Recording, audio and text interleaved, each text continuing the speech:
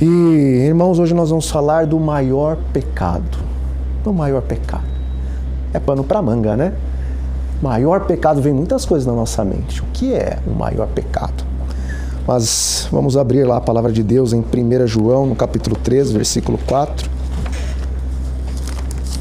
1 João 3, versículo 4.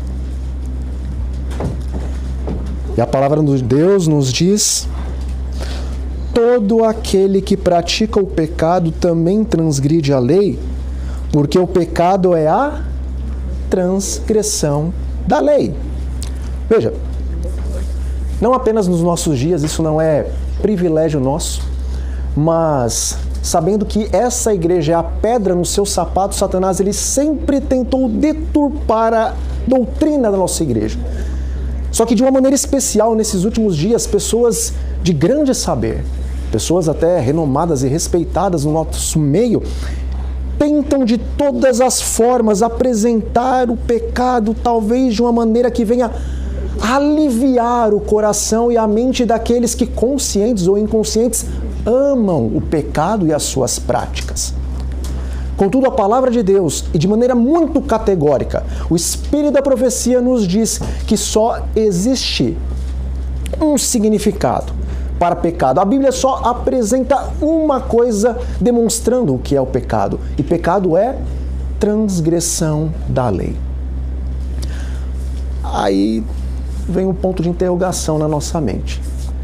Se pecado é a transgressão da lei, por que Adão e Eva pecaram? Porque eles não transgrediram nenhum dos 10 mandamentos que estavam escritos na lei de Deus. Porque não tem nenhum mandamento que diz: não comerás do fruto da árvore proibida nos 10 mandamentos na lei de Deus. E João afirma categoricamente: pecado é transgressão da lei. Ellen White diz: não há nenhuma outra interpretação, não há nenhuma outra explanação, não há nenhuma outra explicação. A única coisa que determina na palavra de Deus o que é pecado é transgressão da lei. Os 10 mandamentos, eles não são um fim em si mesmos. Os 10 mandamentos são 10 princípios. Quando nós pegamos o princípio de cada um dos mandamentos e ligamos às nossas ações, então nós podemos saber a nossa ação, qual dos 10 mandamentos veio a transgredir. Eva, quando ela tomou do fruto verdadeiramente nos 10 mandamentos, o qual a Bíblia diz que é a transgressão da lei, e o Espírito de profecia confirma que é apenas a transgressão da lei, não tem nesses 10 mandamentos alguma coisa que descreva que comer do fruto do conhecimento do bem e do mal seria um pecado. Todavia, Deus, ao falar para Eva, e também para Adão, que eles não deveriam comer do fruto do conhecimento do bem e do mal, porque esse pertencia a quem?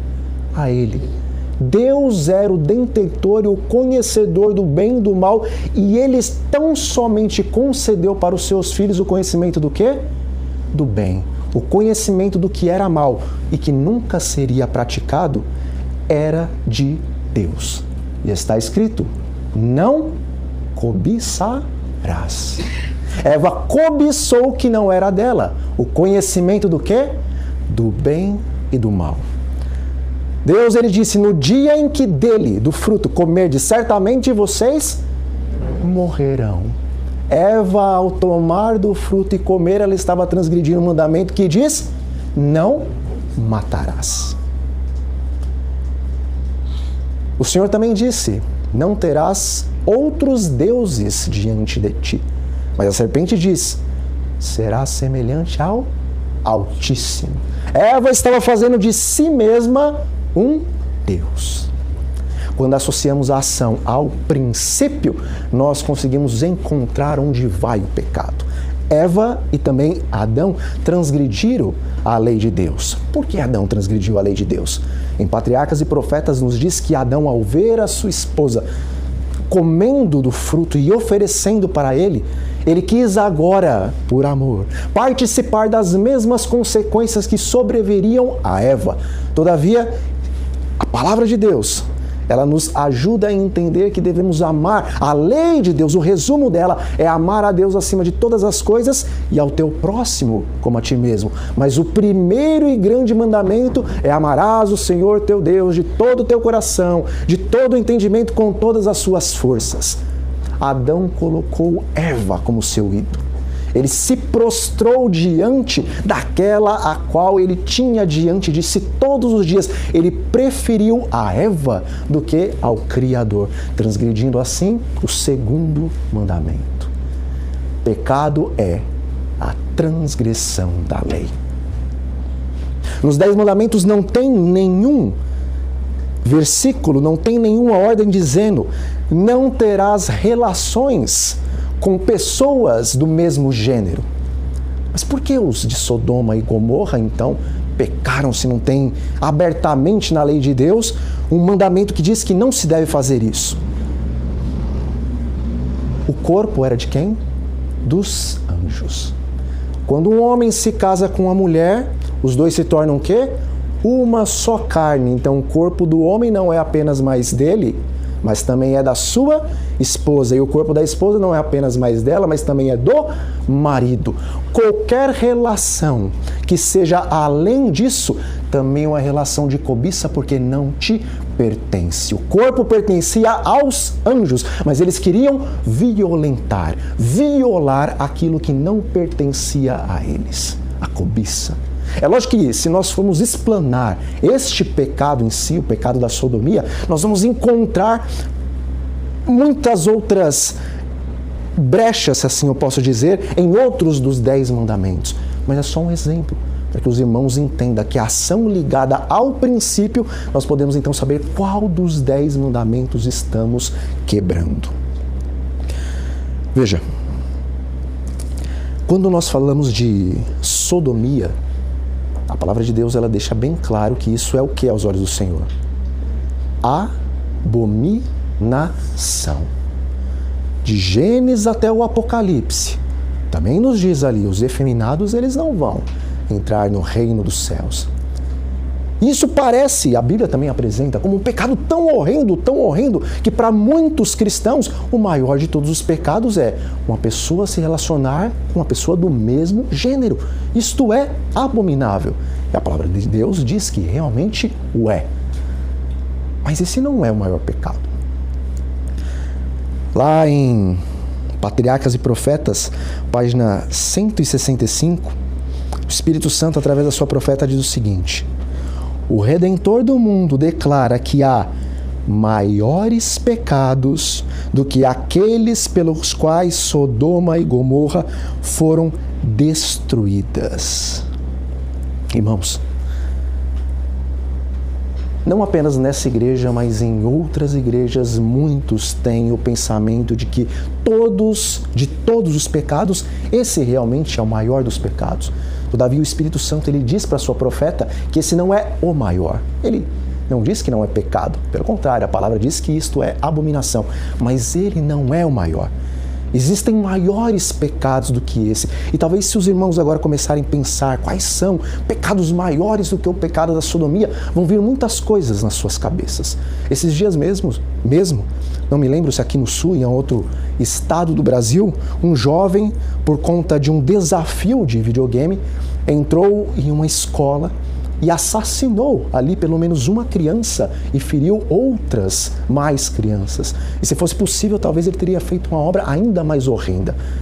Então, alguns que têm horror ao assassinato de um menor, olhariam para esse pecado e diriam: meu Pai amado, esse é o maior pecado do que o pecado da sodomia. E realmente existem muitos pecados e muitos pecados horrendos, e se a gente tivesse centrado talvez na Deep Web, nós entenderíamos um pouco mais o que está abaixo da superfície.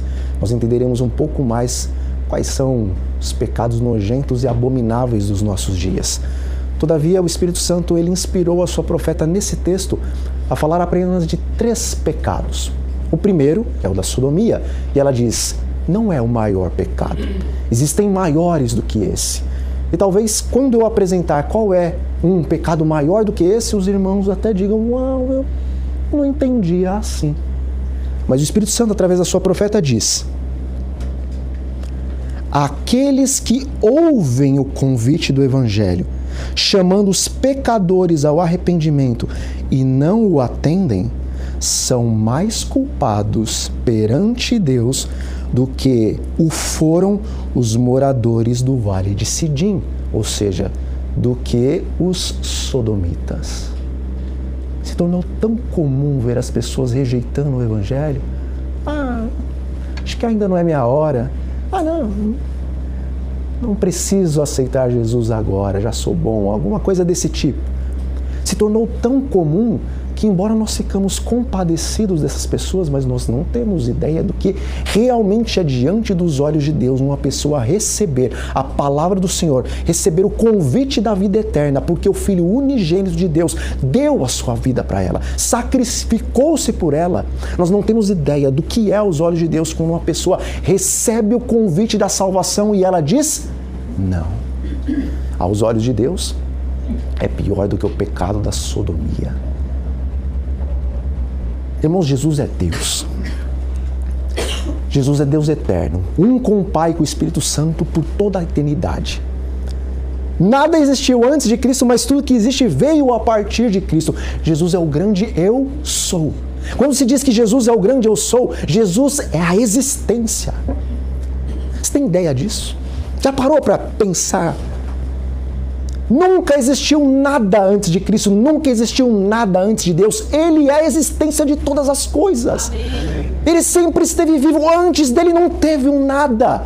Nunca existiu nada, sempre existiu tudo, que é Deus. Amém.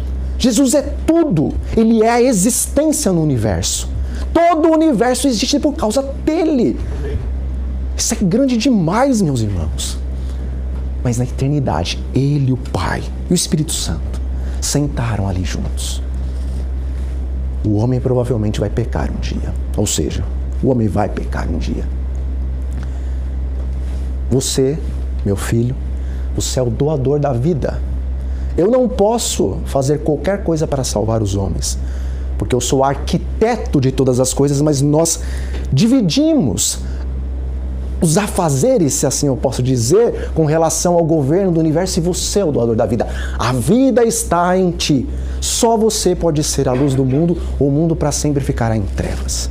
O Espírito Santo não pode dar a vida pelos seres humanos, porque ele não é o doador da vida física, mas é o doador da vida espiritual. Só você pode fazer a parte do plano, a qual é sacrificar-se, dar a sua vida para salvar os moradores da terra. Certo, Pai? Mas e quem pecar? Filho, quem pecar, esse morrerá. Como que eu vou descer para a terra? Você vai descer semelhantemente à carne pecaminosa, como está escrito na palavra de Deus. Você não vai descer sobre, mas sob a lei. Aquele que pecar, esse morrerá. Moisés era só um tipo de Cristo. Quando Moisés esteve ali intercedendo diante de Deus e dizendo: se não permitir que este povo entre na terra, se os destruíres agora, faz um favor, risca o meu nome do livro em que você escreveu, porque eu não quero existir. Moisés não estava dizendo, me enterre junto com eles. Moisés estava dizendo, acaba com a minha existência, porque se o Senhor me trouxe até aqui como libertador deste povo, e este povo vai agora perecer no deserto, porque eles merecem, eu prefiro então deixar de existir. Eu prefiro perecer juntamente com eles. E nós falamos que fé de Moisés e que amor. Moisés era só um tipo de Cristo. O povo era só um tipo da raça humana. Esse foi o pedido de Cristo apresentado ao Pai. Diz o Espírito de profecia que quando a raça humana pecou, ela viu em visão, por 3 vezes Cristo entrando na presença do Pai e lutando com o Pai. Eu quero ir, eu quero descer, eu quero fazer minha parte. E fala que não foi fácil para Deus liberar o seu Filho para vir a este mundo, para poder sofrer tudo quanto ele sofreria e para correr o risco de, se porventura, debaixo da lei de Deus, em semelhança de carne pecaminosa, se Cristo pecasse, nunca mais. Aquele que é o grande eu sou, o que existiu desde sempre, que todas as coisas foram criadas por ele, nunca mais o grande eu sou veria a face do Pai.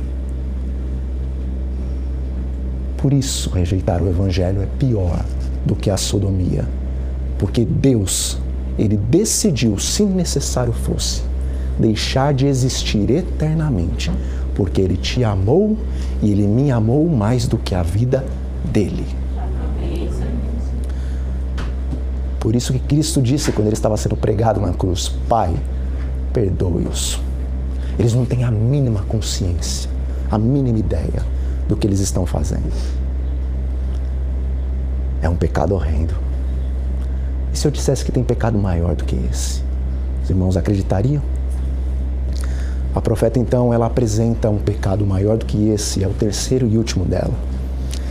E ela diz: ainda maior pecado é o daqueles que professam conhecer a Deus e guardar os seus mandamentos e, contudo, negam a Cristo em seu caráter e vida diária. Patriarcas e Profetas, página 165. Vamos trazer para os nossos dias, ou colocar palavras mais claras. E ainda maior pecado é o dos adventistas do sétimo dia, que professam conhecer a Deus e guardar os seus mandamentos e, contudo, negam a Cristo em seu caráter e em sua vida diária. Em Serviço Cristão, nas páginas 40 e 41, o Espírito Santo, ele pede para a sua profeta escrever uma solene advertência. Ela diz: é uma solene advertência que eu faço, é uma solene declaração que eu faço à igreja de que nenhum entre 20 dos nomes que se acham registrados nos livros da igreja se acha preparado para finalizar a sua obra na terra e se encontram tão sem esperança em Deus e sem esperança no mundo como pecador comum. Deus diz que há um pecado maior do que o pecado dos sodomitas, é o de rejeitar o Evangelho. E Deus diz que há ainda um pecado ainda maior do que esse. É o pecado daqueles que professam ser guardadores do sábado e conhecer os mandamentos de Deus e, todavia, negam o Senhor em sua vida diária, em seu caráter. E mais para frente ela escreve em Serviço Cristão: nenhum entre cada 20 dos nomes da igreja está preparado para terminar a sua obra na terra e se encontram tão sem esperança em Deus e no mundo como pecador comum. Irmãos, eu acho que eu fui muito claro, mas eu posso ser um pouco mais claro? Porque Deus, Ele diz que nós deveríamos comprar colírio para abrir os nossos olhos. Nós precisamos enxergar, porque pensamos que somos ricos e abastados e não temos falta de coisa alguma. Mas o Senhor fala: olha, vocês são miseráveis, pobres, cegos e nus. Vocês precisam comprar esses elementos, vocês precisam comprar essas mercadorias que eu tenho a oferecer para que vocês possam se salvar. E uma delas é o colírio para vocês abrirem os seus olhos. E Deus quer que os nossos olhos sejam abertos. Ele é o médico dos médicos. E Ele sabe que o nosso problema é grave e que o nosso câncer não é benigno, é maligno. Só que só Ele pode curar este câncer. Mas para Ele curar o câncer, assim como a irmã falou, nós temos que abrir a porta. E nós só vamos abrir a porta para Cristo depois que os nossos olhos forem abertos e compreendermos quem nós somos. E se eu posso ser mais claro do que até aqui eu fui, dizendo o Espírito de profecia que pecado maior do que aquele pecado dos que rejeitam a graça é o pecado dos adventistas do sétimo dia, que dizem, professam ser guardadores dos mandamentos de Deus, mas não são, que negam a Cristo em seu caráter e sua vida diária. Nesse exato momento que nós estamos aqui na igreja, pensamos que somos o povo do advento, o povo que verá Jesus voltar e que será transladado naquele grande dia.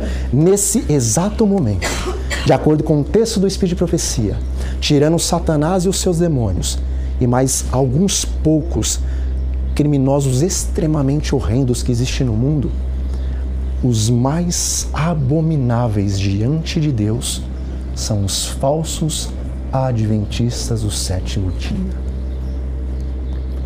Quando eu li essa semana esse texto com a minha esposa, nós não tínhamos palavras para fazer comentário. O texto falava por si mesmo. Irmãos, quando Cristo morreu na cruz e foram conferir se realmente ele estava vivo, alguém pediu para que ferisse o seu lado, e o seu lado foi ferido. E quando foi ferido o seu lado, o que saiu de lá? E o que mais? Sangue. A palavra de Deus nos diz que saiu 2 correntes do lado de Cristo, não foi só sangue, e não foi só água, foi água e sangue. A palavra de Deus nos diz que a vida está onde?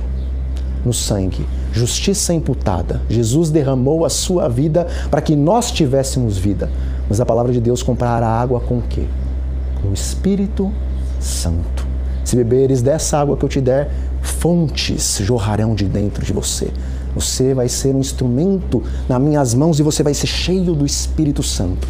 Com a morte de Cristo não foi concedida somente justiça imputada, para que os nossos pecados fossem perdoados e nós pudéssemos ir para o céu. Quando Jesus morreu na cruz do Calvário, o seu sacrifício, a sua expiação, nos concedeu não apenas graça e vida eterna. O seu sacrifício nos concedeu a presença e o poder do Espírito Santo, o qual o apóstolo Pedro nos diz que nos concede a natureza divina. Para que Deus nos concede a natureza divina, meus irmãos? Deus nos concede a natureza divina para que nós não nos assentemos na poltrona de Satanás, dizendo que não adianta, que não podeis deixar de pecar, que não há em vós poder para vencer. Não há poder em vós separados de Cristo, mas tendes o privilégio de ter Cristo permanentemente em vosso coração pela fé. E Ele pode vencer o pecado em vós quando com Ele cooperardes. Amém. Nossa alta vocação, página 71. Essas não são minhas palavras. Essas não são palavras de Ellen White. Essas são as palavras do Espírito Santo. Amém. Não vamos pecar até a volta de Jesus. Aquele que se assenta na cadeira de Satanás dentro da igreja diz: nós somos pecadores e por isso nós somos obrigados a pecar. Mas quando Jesus habita dentro de nós constantemente e nós auxiliamos a Ele, nós podemos vencer o pecado. Amém. E existe muita filosofia, existe muita teoria. Como assim? O que é pecado? O que? Tem o pecado de levantar a mão, tem o pecado disso. Pecar é transgressão da lei. A Bíblia diz, o Espírito de Profecia diz, e ponto final. Como vencemos o pecado? Como vencemos o transgredir a lei de Deus? Até que ponto que nós vamos chegar? Irmãos, não precisa filosofar. Deus disse: comigo vocês vão vencer o pecado, comigo vocês vão deixar de transgredir a lei de Deus. Não importa até que ponto vocês vão chegar, importa que eu, que sou Deus, o juiz de todo mundo, eu vou olhar para vocês e vou dizer: não tem pecado. Amém. Mas o Espírito de Profecia, através do Espírito Santo, ele vai mais além. Ele nos diz o que é vencer o pecado. Bom, diz o Espírito de Profecia, ele, Jesus, não consentia com o pecado, nem sequer por um pensamento, irmãos. Nem sequer por um pensamento ele cedia à tentação. Esse era Jesus aqui na terra. Só que ela continua. O mesmo se pode dar conosco. Amém. Não condescender com o pecado, não ser vencido por um pensamento sequer. O Espírito Santo está dizendo: você e eu podemos. Amém. Como? Ela continua. A humanidade de Cristo estava unida à divindade do Pai. Ele veio em semelhança de carne pecaminosa. A carne de Cristo era fraca. Como que ele vencia? A sua humanidade estava ligada ao quê? À divindade. Ele estava habilitado para o conflito mediante a presença interior do Espírito Santo. Como que Jesus vencia? Porque ele era Deus? Não. Porque o Espírito Santo habitava nele diariamente, constantemente. E porque a carne dele estava ligada ao quê? Ao Pai.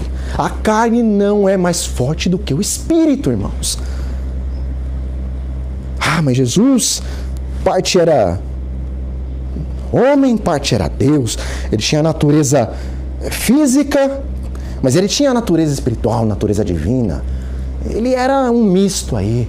Nós somos só pecadores, nascemos no pecado, etc e tal. Davi disse: eu fui gerado no pecado, minha mãe me concebeu em pecado. Como é que eu vou viver como Cristo? Como é que eu não vou condescender com o pecado e resistir todo o pecado até no pensamento? A palavra inspirada de Deus, ela continua e nos diz: e Ele veio, Jesus veio, para nos tornar participantes da natureza divina. Uau! Já viram aquele meme? É isso que eu precisava. Eu sou carnal, nasci carnal, eu sou todo vendido, escravo do pecado, porque minha natureza é carnal, pecaminosa, a lei do pecado e da morte está aqui dentro. Mas Jesus veio para me dar a natureza divina. Se na carne pecaminosa habita a lei do pecado, então na natureza divina, que lei que habita? A lei de Deus. E qual das duas naturezas é mais forte? Continua o Espírito de profecia. Enquanto a Ele, enquanto a Cristo, estiverdes ligados pela fé, o pecado não mais terá domínio sobre vós. Amém. Deus nos toma a mão do que da fé. Deus nos toma a mão da fé e a leva a apoderar-se firmemente da divindade de Cristo, a fim de atingirmos o quê? Perfeição de caráter. Ellen White era uma perfeccionista? Não. Ellen White não era uma perfeccionista, ela era uma profeta. E se a profeta de Deus diz que nós, pelo poder do Espírito Santo, recebendo natureza divina, podemos alcançar perfeição de caráter e vencer todo o pecado como Cristo venceu, a ponto de não condescendermos com Ele, nem sequer em um pensamento cedermos à tentação, é porque é possível. Amém. O que é a fé? A fé é a certeza das coisas que se esperam, e mais do que isso, é a convicção de fatos que ainda não se veem. Quando eu olho para mim e eu leio esse texto, eu digo, é impossível. E quando eu olho para Deus e vou murmurar e dizer é impossível, o Senhor lá do céu diz, é mesmo, é impossível. Mas para mim não há impossíveis. E pela fé você pode vencer como Cristo venceu, porque minha boca o disse. Amém. Eu sou o que tenho bará. Eu sou o que falo e tudo aparece. E se eu digo, haja luz, a luz aparece. E se eu digo, haja separação entre águas e águas, assim acontece. Se eu falo, ser santo, como eu sou santo, você vai ser santo como eu sou santo. Se eu digo ser perfeito em sua esfera, como eu sou perfeito na minha esfera, vai acontecer. Porque nenhuma palavra que sai da minha boca volta vazia, mas antes ela vai fazer todo o propósito pelo qual eu designei. Você vai ser perfeito em caráter. E Deus diz, todos os mandamentos não são apenas ordens, todos os mandamentos são promessas. Isso está no Espírito de profecia. Quando Deus diz, não terás outros deuses diante de mim, Ele não está apenas dizendo, não é para você ter outros deuses. Todo mandamento é o quê? Promessa. Quando Deus diz, não terás outros deuses diante de mim, Ele está dizendo, eu vou fazer com que você nunca mais tenha deuses diante de você. Quando Ele diz, não farás para ti imagens de escultura, nem as adorarás, nem lhes darás culto, Ele não está apenas dizendo, não faça isso, porque Ele sabe que você e eu somos pecadores vendidos ao pecado. Ele está dizendo, pela minha graça, você não vai fazer imagens de escultura, você não vai adorá-las, porque eu vou te dar poder. Todos os mandamentos são promessas. Deus promete para você, Deus promete para mim, que nós podemos guardar a lei de Deus em nossa esfera, assim como Jesus guardou a lei de Deus na esfera dele. E o último texto que eu vou ler está lá em Conselhos para a Igreja, página 343, e diz assim, nenhum de nós, está falando para adventistas aqui, nenhum de nós jamais receberá o selo de Deus, enquanto o caráter tiver uma nódoa ou mácula sequer. Nenhuma nódoa, nenhuma mácula. Cumpre-nos remediar os defeitos de caráter, purificar de toda a contaminação o templo da alma. Então, a chuva serôdia cairá sobre nós, como caiu a chuva temporã sobre os discípulos no dia do Pentecostes. Amém. Nós precisamos do selo de Deus? Sim. Porque sem o selo de Deus, não há chuva serôdia. E sem chuva serôdia, ninguém pode passar pelo tempo da angústia de Jacó e sair vencedor e ser transladado naquele dia, o qual os ímpios estarão gritando para as pedras, clamando para os montes: caiam sobre nossas cabeças, nos esmaguem, nos sepultem vivos, porque nós não podemos e não queremos ver a glória daquele que está assentado no trono e do Cordeiro, porque chegou o dia da ira deles.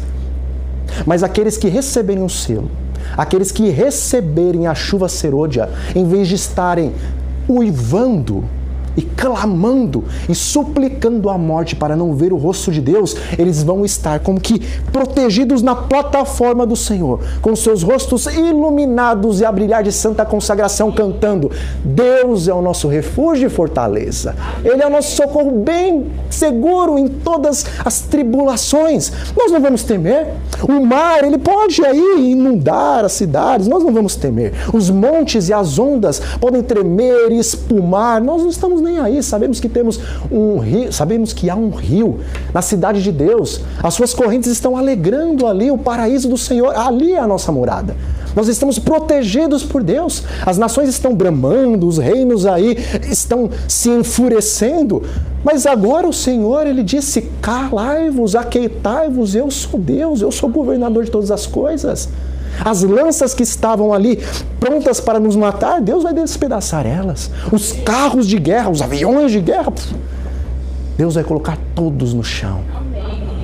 O Senhor está conosco. O Deus de Jacó é o nosso refúgio. Você e eu precisamos do selo de Deus. Você e eu precisamos da chuva serôdia. Você e eu precisamos representar o caráter de Cristo. Os 144 mil, diz a palavra de Deus, são imaculados diante do Senhor. Porque Ele vai nos cobrir com suas vestes. Ele vai nos cobrir com suas vestes. Mas o Espírito de Profecia nos diz que quando fechar a porta da graça, não haverá mais um intercessor entre Deus e os santos. E eles terão que viver à vista de um Deus santo sem o quê? Um intercessor. Ele vai nos ter cobrido com as suas vestes, vai ter nos selado com o Espírito Santo, e Ele vai nos dar poder para caminharmos semelhante a Ele no tempo da angústia de Jacó, quando não houver mais um intercessor entre Deus e os homens. Por que ninguém pode aprender o cântico dos 144 mil? Porque ninguém vai viver essa experiência, irmãos. Só Jesus viveu nesta terra sem intercessor. Mas você, eu fomos chamados, não Daniel, não Abraão, não Isaac, não Jacó, não Enoque, você e eu. Nem Ellen White pôde. Ela disse que Jesus queria voltar naquele tempo, mas infelizmente, assim como que aconteceu com os israelitas que murmuraram e não puderam entrar em Canaã, infelizmente Deus teve que levar de novo o seu povo para o deserto. Mas agora nós estamos prestes a entrar na Canaã. Agora é o Josué virtual, se assim nós podemos dizer. Não é à toa que tem mais de 15 anos que esse pastor está aí na liderança da igreja. A primeira vez que ele foi pregar, ele falou mais de 30 vezes em sua pregação: passemos o Jordão, passemos o Jordão, passemos o Jordão. Deus estava confirmando que Ele quer fazer sua igreja passar agora pelo Jordão. Deus quer fazer o seu povo entrar na Canaã celestial, mas alguns vão ter que perecer porque estão se ajuntando com as midianitas. Deus não vai mandar o seu povo ir novo para o deserto. Dessa vez Ele vai destruir, se necessário for, até os príncipes que estão se deitando com as midianitas virtuais. Mas Ele vai passar esse povo pelo Jordão. Amém. Essa é a hora, irmãos. Eu estou terminando, eu prometo. A hora é agora. A tua vida e a minha vida, do amanhecer ao anoitecer, deve ser mais santidade, mais pureza, mais semelhante a Cristo Jesus. Você e eu não podemos só pedir, buscar e bater insistentemente na porta para receber o Espírito Santo. Diz o Espírito de Profecia, em Eventos Finais, página 163, nós temos que importunar a Deus por essa bênção. E depois ela diz, nós temos que clamar igual Jacó por esta bênção. Deus quer que você e eu nos acheguemos a Ele, agarremos os seus pés e digamos: Senhor, eu não quero morrer neste deserto. Eu não vou deixar o Senhor ir enquanto não me purificar de toda a minha intemperança, enquanto não me purificar de toda a minha imoralidade sexual, enquanto não me purificar da minha murmuração, das minhas críticas, da minha avareza, do meu amor pelo mundo e das coisas que o mundo oferece, não vou te deixar ir enquanto o Senhor não arrancar isso de mim. Não vou te deixar ir enquanto o Senhor não me tornar coparticipante da tua natureza divina. Eu não vou permitir que o Senhor saia daqui enquanto não derramar sobre mim abundantemente as primeiras e as segundas chuvas. O Senhor me deu Jesus, e Jesus tem um caráter puro, santo, perfeito, na esfera dele, mas eu preciso disso na minha esfera. O Senhor disse que vai me dar. Eu preciso dessa bênção, porque o Senhor disse que o teu desejo para mim é a santificação. E eu sei que essa oração o Senhor não vai se negar a responder. Lute, meus irmãos, com Deus. É vida ou morte. E a maior parte da igreja, diz o Espírito de Profecia, não está pronta para terminar a sua obra na terra. Não é porque Deus não quer, é porque você e eu não queremos. Jesus está às portas. Ele só está esperando um povo que esteja preparado, porque Ele fez uma promessa. Nesse grande conflito entre Cristo e Satanás, entre a verdade e o erro, existem coisas legais, judiciais, se assim eu posso dizer. E ele disse: eu terei um povo imaculado na minha presença. Eu falei que aquele era o último texto? Perdão, eu menti. O último texto é esse.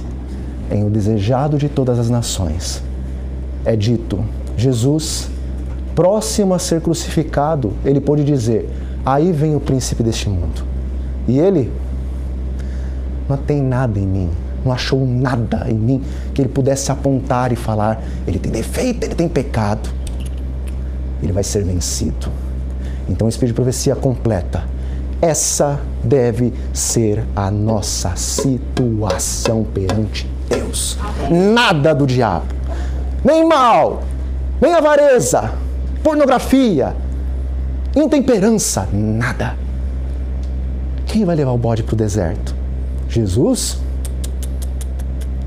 Era um homem forte, dentre o povo que era escolhido para pegar o bode e arrastar ele até o deserto. O povo que vai receber o selo de Deus, esse é o homem forte. Enquanto o bode vai estar se esperneando, se estribuchando, tentando fazer os 144 mil pecar, eles vão estar fiéis em Cristo, com seus rostos resplandecendo de santa consagração e puxando o bode. Você não disse que era impossível o homem deixar de pecar? Nós estamos em Cristo sem pecar, pelo poder de Deus, até que o bode vai ser levado pelo deserto e Deus vai conceder, não apenas que os fundamentos da cidade estejam os nossos nomes, porque isso é para os apóstolos, não as portas da cidade vão ter os nossos nomes, porque isso é para os patriarcas, mas o muro da cidade, a proteção da cidade, tem 144 côvados, porque quem vai guardar, entre aspas, quem foi escolhido para por toda a eternidade ser as primícias de Deus e apresentados para todo o universo dizendo: o mal não vai se levantar segunda vez e nunca mais o homem vai pecar, quem garante isso são esses, as minhas primícias. Eles viveram um tempo da angústia de Jacó sem um intercessor e pelo Espírito de Deus guardaram a lei do Senhor. Toda a cidade está segura contra os inimigos. Nunca mais o pecado se levantará uma segunda vez, porque eles venceram como eu venci. E eles vão, por causa disso, se assentar no meu trono, juntamente comigo, porque eu prometi: se vocês vencerem como eu venci, se vocês vencerem a carne, o diabo e o mundo sem um intercessor como eu venci, vocês vão se assentar no meu trono. É para isso que Deus nos chamou, irmãos. Deus seja louvado. Senhor, nosso bom Deus e nosso Pai amado, louvado seja o Teu nome, engrandecido seja o Senhor, desde agora e para todo sempre. Pai Santo, nós queremos primeiramente Lhe agradecer porque nos concedeu o Teu Filho amado, para que pudesse Ele fazer expiação em nosso favor, e agora, no forte, no unigênito Filho do Deus Altíssimo, nós somos aceitos por Ti novamente, Pai. Senhor nosso Deus, também queremos Lhe agradecer porque o Senhor nos chamou para fazer parte do povo remanescente da profecia. O Senhor permitiu nascêssemos no momento mais solene da história da Terra, momento o qual exige dos teus filhos a gigantesca responsabilidade, no qual recai um gigantesco peso sobre nossas costas. Todavia, ninguém recebeu a promessa que o Senhor está nos oferecendo. Em tua misericórdia, permita-nos, Pai, nesses últimos instantes da história deste mundo, sermos primícias para Ti e para Cristo Jesus. Amém. Dai-nos, Senhor, o perdão de todos os nossos pecados. Limpa-nos de toda mancha, limpa-nos de toda mácula, Senhor. Purifique o templo das nossas almas e derrame sobre nós o Espírito Santo. Torne-nos, como diz Pedro, co-participantes da Tua natureza divina, para que possamos escapar de todas as concupiscências que há neste mundo.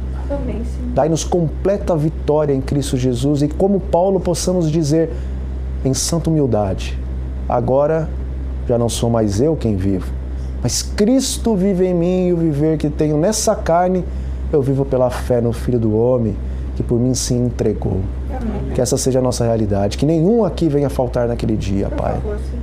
Que não estejamos naquela estatística dos nomes os quais se encontram registrados na igreja, que não estão preparados para finalizar a sua obra na terra, mas que nós estejamos entre aqueles os quais clamarão alegremente naquele dia e saltarão como bezerros que são soltos da estrebaria, dizendo: esse é o nosso Deus a quem aguardávamos e Ele nos salvará. Amém. E é em nome do Senhor Jesus que nós oramos, Pai. E lhe agradecemos as bênçãos. Amém e amém. Amém. Amém.